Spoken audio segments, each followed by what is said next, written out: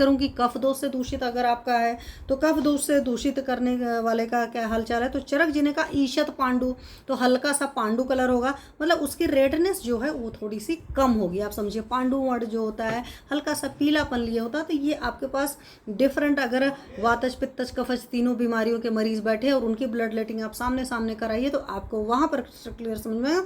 ईशत पांडु कफाद दुष्टम पिच्छिलम, पिच्छिल मतलब चिपचिपा होगा। और कई सारे पेशेंट्स का इस तरीके से ब्लड लेटिंग हम लोगों ने जब करवाया है, या खास करके जिन पेशेंट्स की मैं बात करूं लिपिड प्रोफाइल वगैरह बढ़ा हुआ होता है, कोलेस्ट्रॉल वगैरह बढ़ा होता है, या क्लॉटिंग वगैरह वाला होता है कि ब्लॉकेज वगैरह वाले केसेस जो होते हैं वहाँ पर ये चीज़ डाल रहे हैं। और तंतुमद घनम, और उसमें तंतु जैसा होता है, घन सा होता है। अभी मैंने रिसेंटली एक लोग का ब्लड लेटिंग कराया था और उसके केस में मुझे ऐसा ही ब्लड मिला था।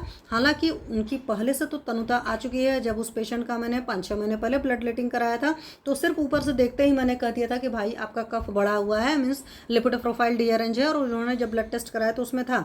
अभी मैंने उनको लंघन उंगन कराकर और तो चीज़ें ठीक कराई तो बाहर से नजर आ रहा था कि नहीं चलो ठीक ठाक सा हो गया, बट ये जो करा तंतु मद घनम, ये चीज़ एकदम क्रिस्टल क्लियर उनके ब्लड में नजर आ रही थी। उस वक्त का वीडियो जब आप बना लेते हो, कभी भी पेशेंट की ब्लड लेटिंग हो रही है उसका वीडियो बना लो, वीडियो में फिर आप और अच्छे से तोड़ तोड़ कर बड़े आराम से देख सकते हो, इसलिए मैं आपको बता रही हूँ। वहीं पर सुश्रु जी की अगर आप बात करो तो सुश्रु जी ने क्या कहा, गैरिक उदकम प्रतिकासम, तो गैरिक मतलब गेरू के रंग का, गैरिक टाइप के कलर का हो जाएगा। स्निग्धम, स्निग्धता ज़्यादा होगी इसमें। शीतलम होगा। बहलम, बहलम मतलब भारीपन का हो गया, पिच्छिल हो गया। तो ये चीज़ वर्ड हमारे चरक जी ने भी यूज़ किया था।